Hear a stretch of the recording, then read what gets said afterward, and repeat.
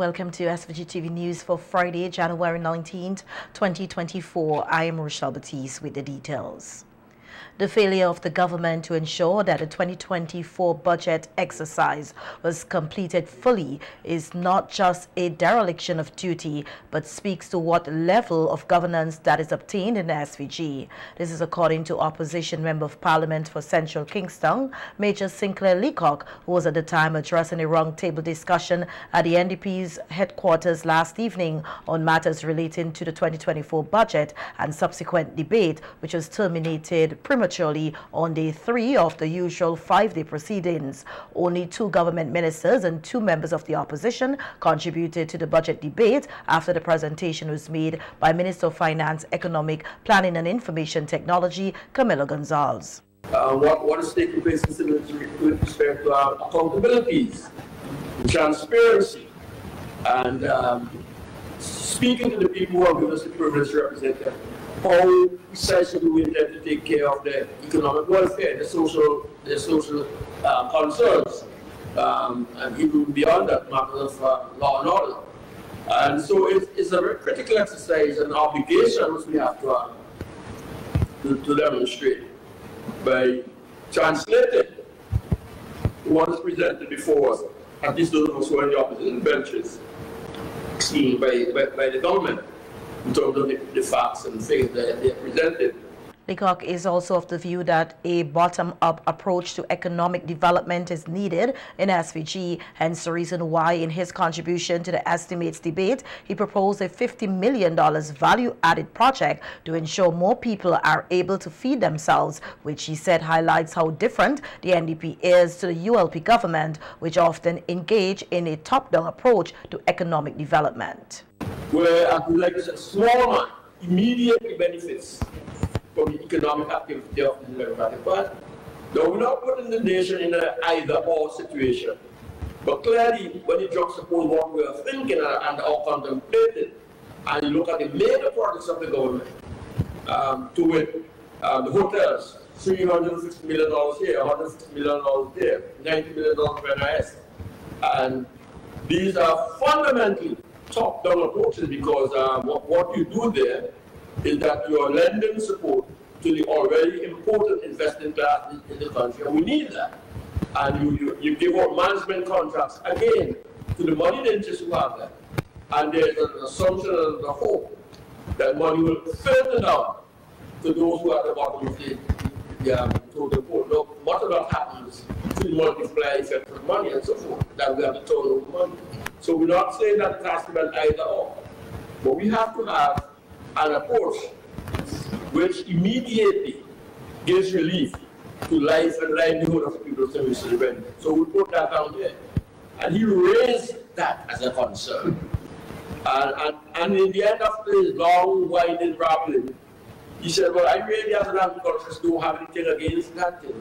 Because I'm satisfied that we can drive economic activity and employment for at least 10,000 exceptions, and we'll spell that out subsequently. Now that is so important, because that's important to the survival of the National Insurance Scheme, and that will make sense to a $600 million investment at a whole. And be able for us to translate and turn around. The opposition MP said the budget also cannot continue to be yearly more of the same. There are inherent weaknesses in our economy. The proper language used by the people in the academia and where speak about structural weaknesses. Right? We can't continue definitely just to be an import retail trade society. A plantation economy as the Lord best and the best because the world spoke about it. We have to begin to emphasize more the creative and innovative juices of our people. Our people and our land are our fundamental strengths. And we have to bring those together to make the structural changes and improvements that I spoke about meaningful. So, yes, we have dry statistics that comes out of the estimate, but we have to understand how to translate that and breathe life into that will impact people in a meaningful way. The country will continue to see a housing revolution with a lot of emphasis being placed on housing this year. This is according to Minister of Housing, Dr. Rhonda Brewster, who on the radio last evening noted that $26.8 million have been allocated in Budget 2024 for housing initiatives under 12 different projects. Well, a portion of the monies allocated to the Department of Housing will be spent on the construction of road infrastructure, and these works would be undertaken by the H Housing and Land Development Corporation. And you know, in the year 2021, I think, after the volcanic eruption, I had a meeting with the representative for North Leeward as it relates to Cumberland. And you know, there was some outstanding work, I think, after I came into office with some of the roads there in Cumberland.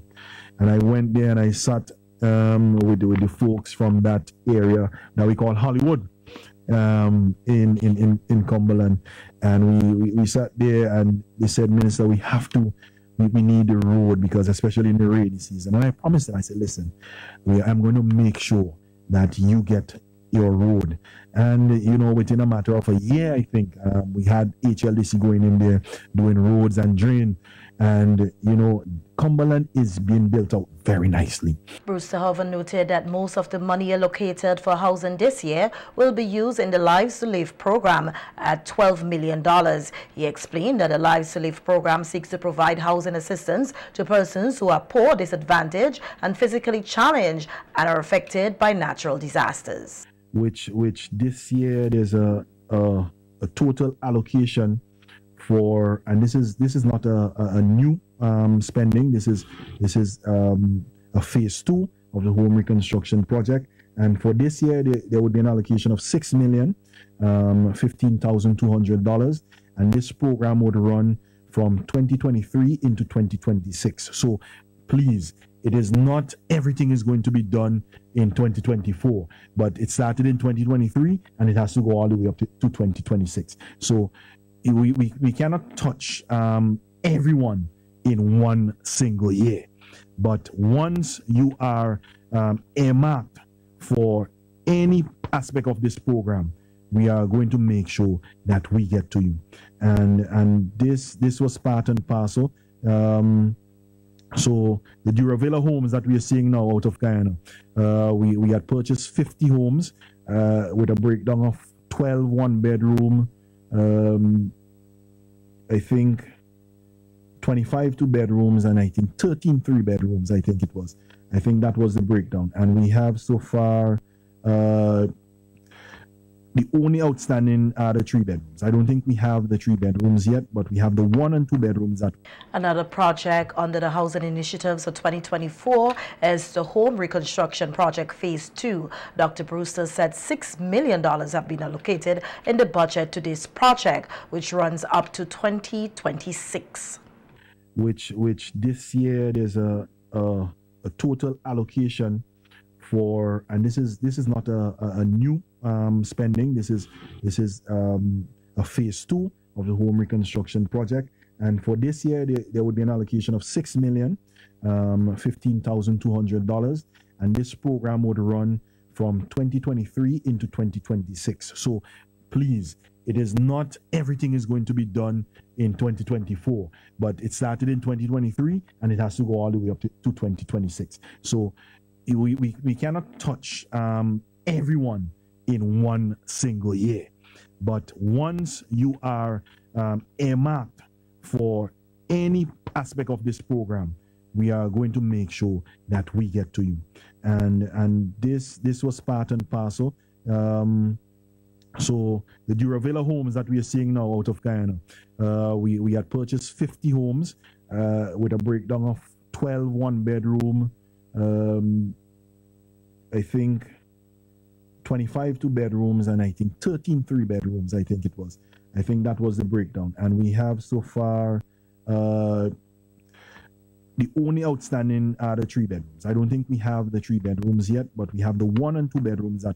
And Budget 2024 also has an allocation of close to $14 million in capital expenditure for the Grenadine Islands, which includes improvements to the airports in Bequia, Canouan, and Union Island. Deputy Director of Grenadines Affairs, Carlos Williams, said the budget was well thought out to deal with Grenadines affairs, and it will add to the growth of tourism in the Grenadines. Development of that port, further improvement of the port there, even the navigation system within the area, attention will be given and more attention will be paid to all of those things. What was also is also enshrined within the budget is that of there were 2 fire engines. You know, I was advised that it's already on purchase here on Bequia and I think it's Union Island, Canouan, one of those islands. So the Grenadines is well served within this budget, and the people of the Grenadines can look forward to the continued good work and good performance of this administration in the years to come, and the people of Northern Grenadines, the Grenadines, have my commitment, you know, and my continued desires to see things done. Williams was also keen to point out that he would like to see more done, but priority areas had to be given attention. The impacts are real, the impacts are positive, and I've heard people talk about the fiscal measures, and yes, we are here at Bluff. We are working on a project that is close to $400,000. You know, it's the money has to come from somewhere, you know, and I do empathize with our people, and I would say, as the minister and others have said, yes, our roads are bad, our roads need fixing, but our roads are being given the attention. Unfortunately, we cannot address all of them one time, you know, and we would address one by one. We'll pick them off until we resolve the whole. But we have to give something in order for all of this to happen. If we don't do that, it means that the government borrowing become greater. We have to go and borrow more. That puts more burden on us. Commenting on the tax increases, Williams said everything should be looked at from a positive perspective, and people can also spend wisely. So the small increases that we have seen in the license fees, and I say small increases because if we really break it down in terms of months to weeks to days, it's really insignificant. You know, some of us blew this daily. You know, on the not so nice things, Larissa. You know, the beers that we drink, we can do without. We can do without a 3 for $10. You know, some of us within a matter of a day to 2 days will spend so much on our data, our phones, and so forth. But these monies are going back. These small increases are going to add value, are going to improve life. A $45 increase on your basic average size vehicle over a year. Which translate to something of about what per month. You may break that down to what, 3 something, as in dollars. It is very small to ask. It is very, very small to ask, and they will agree that the increases relative to trucks beyond 5 and 6 ton, you know, that is it is not unreasonable. You know, because they are contributing to a lot of what we're seeing in terms of the condition of our roads. Despite a flare-up in gun violence in the Leok community in the latter half of 2023, the policing district has seen a 4.9% decrease in overall crime in 2023 compared to 2022. This is according to Divisional Commander, Assistant Superintendent of Police Nigel Butcher, who outlined the crime statistics between 2022 to 2023 at a town hall meeting at the Leok Government School last evening. There was no reported murder. There was no report of murder in 2022. Right. As a matter of fact, prior to 2023, the last reported murder was 2018. That's how peaceful Leok has been. In 2023, however, there were 5 reported cases of murder.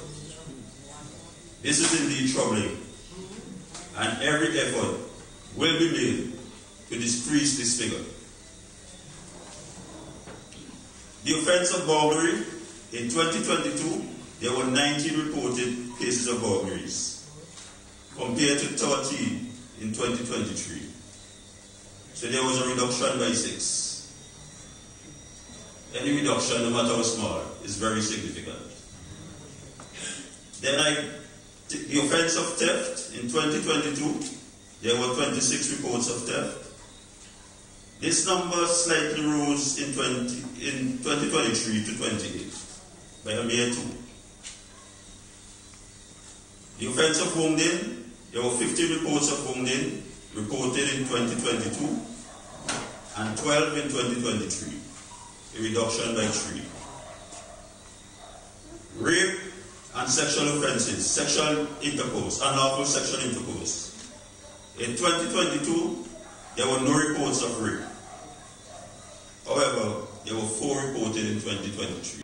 ASP Butcher said that they implemented a lot more crime-fighting initiatives in the district. I want to condemn the acts of crime and violence within the Leok community because it is simply unacceptable. I firmly believe with all my heart that if the community and the police work together, we can fix this vexing problem of crime and violence. And this town hall meeting here tonight is another step in that direction. We have increased our patrols, both foot and mobile. I'm sure you can attest to that. You see us all the time, more than before. In the community, we have increased our presence and interaction with members of the community. We give you feedback on the crimes that we report. We are more visible. We have started our school visits as planned. We have redoubled our efforts to improve our detection and investigative skills. With that being said, I am pleased to report that the police have charged the suspect in a homicide, one of the 5 murders, that one that was committed on September 7, 2023 at Bokomet. Giving support to the people of Leok, Acting Commissioner of Police Enville Williams said he knows that they are hurt by the problems of violence facing the community and gave them the assurance that the RSG police force is doing its best to reduce crime, not only in Leok but across St. Vincent and the Grenadines. So imagine the hurt, imagine pain, imagine the discomfort when people you know start to hurt because of violence. Imagine how you feel when a community that you've gotten accustomed to start to impose that self-imposed curfew on themselves because of the increase of crime in their community, especially the increase of gun-related offenses and murder. It hurts. And so, because it hurt us to see you hurt, we want to do everything that is humanly possible in our powers to reduce the discomfort, reduce the uncertainty, reduce the uneasiness that you feel in your homes, not just in Leok, but throughout St. Vincent and the Grenadines. On the country's record murder rate last year, most committed by guns, Commissioner Williams said with the help of the people of Leok and other citizens, the police are working to rid the streets of SVG of illegal guns. Illegal firearm is a problem and we have to tackle it. So the objective of the amnesty is to enhance and improve community safety and security by reducing the ongoing threat of illicit firearm and ammunition in the state, as well as reducing the likelihood of unwanted firearms falling into the hands of criminals as a result of break-ins, theft, and/or accidental loss. The National Firearms Amnesty, therefore, seek to achieve this by allowing persons the opportunity to surrender to the Royal St. Vincent and the Grenadines Police Force the illicit firearms and ammunition in their possession without fear of prosecution for contravening the Firearms Act. The amnesty also extends to replica firearms and or imitation firearms or part of the firearms. The intention is to lower the risk of violent offenses involving these firearms by safely collecting and disposing of them. And head of the traffic branch of the SVG Police Force, Assistant Superintendent Panel Brown, said to clamp down on reckless driving and reduce accidents on the nation's roads, they will ensure signage placed for motorists to adhere to. ASP Brown was a guest yesterday on WFM's CopChat program. We can't just imagine that persons will, be driving and just imagine what they are supposed to do when they reach here at a particular point.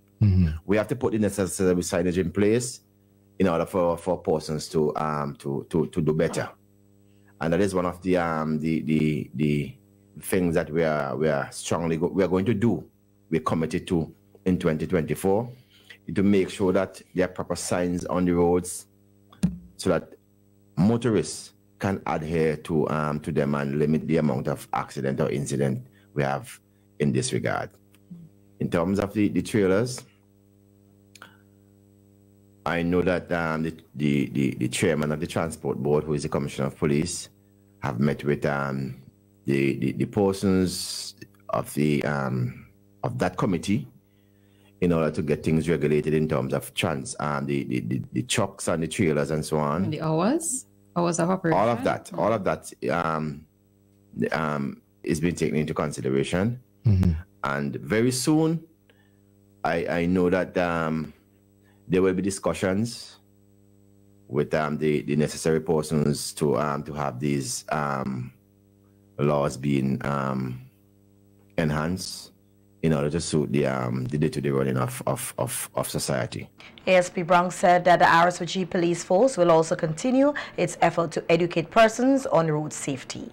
As I said in my press conference, we will be continuing our educational programs on radio and televisions. We will be also going into schools to enlighten persons as to what they can do to make our roads safer. The education revolution is not only when it comes to school.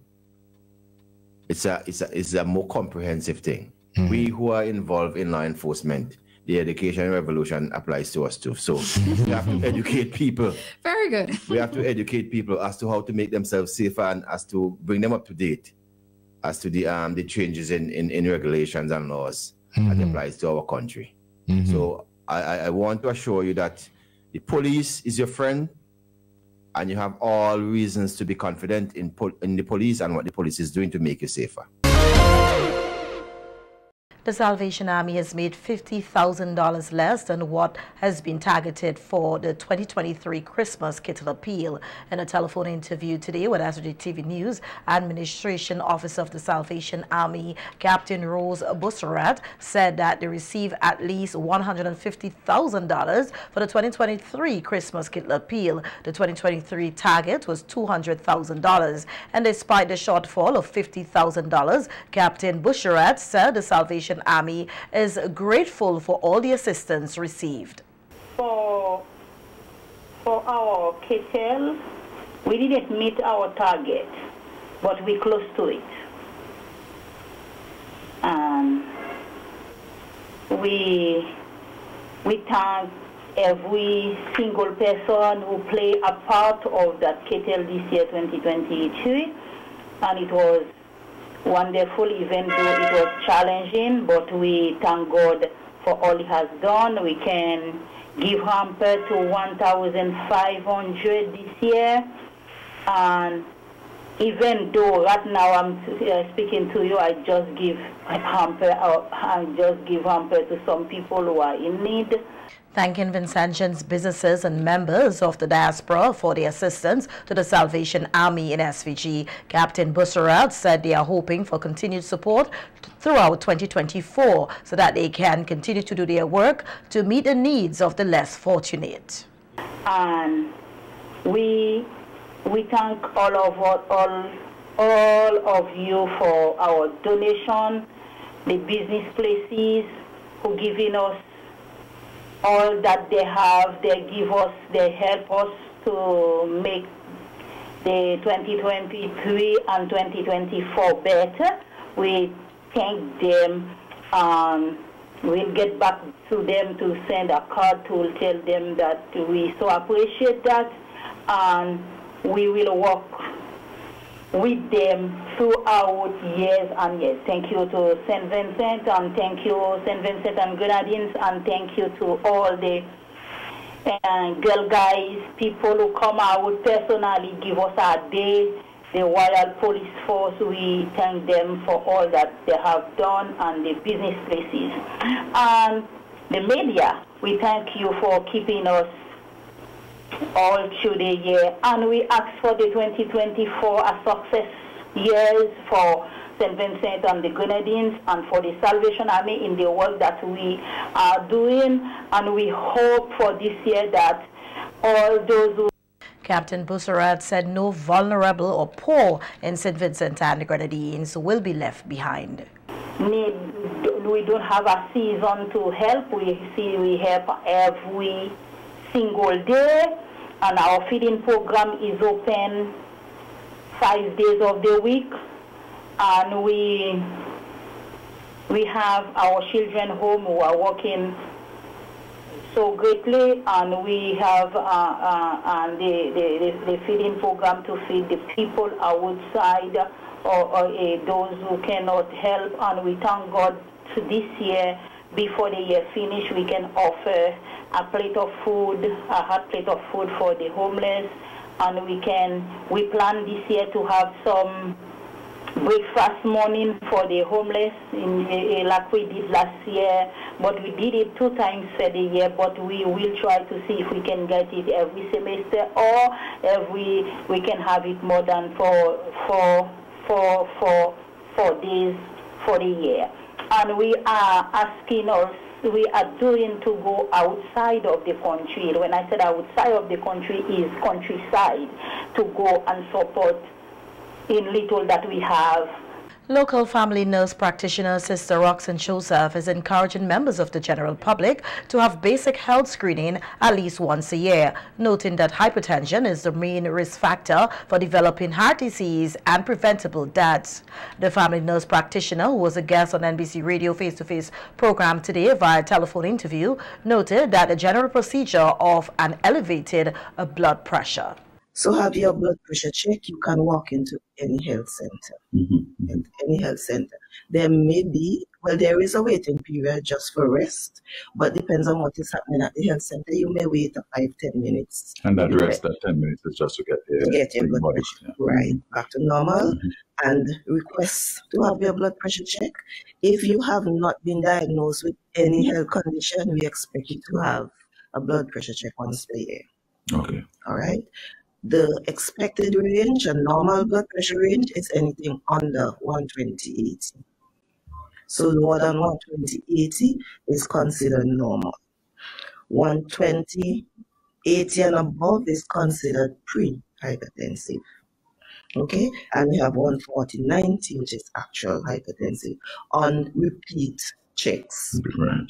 So you will drop into your health center, your nurse will do this for you, and she would give you the readings and educate you further on what are you supposed to do. Am I supposed to come back in 1 week, 1 month, 1 year?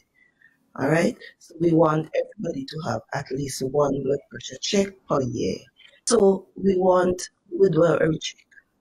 Let the person rest 5-10 minutes and we recheck, because an elevated blood pressure can be many different things. Can be pain, anxiety, stress, whatever the person may be going through. So we will get a confirmation a second reading. If it is still high, the person will be referred.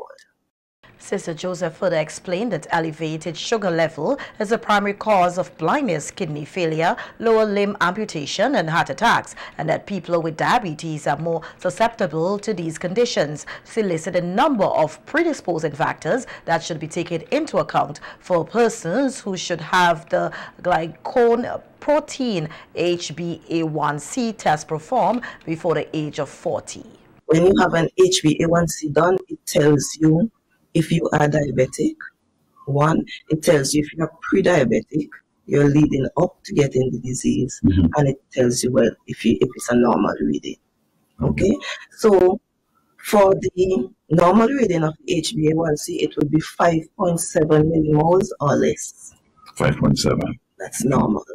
5.7 to 6.4 is pre-diabetic, and 6.5 and above tells us something in the red, diabetes. In addition to that, we have our HbA1c. Some people refer to it as the A1c. It's a glycosylated hemoglobin test, and this measures the average blood sugar level over the past 3 months within the system. If you have a relative with diabetes, if you have had gestational diabetes, that is diabetes during pregnancy, if you are overweight, we expect you to have HbA1c before you're 40. So those predisposing factors you are expected to check earlier.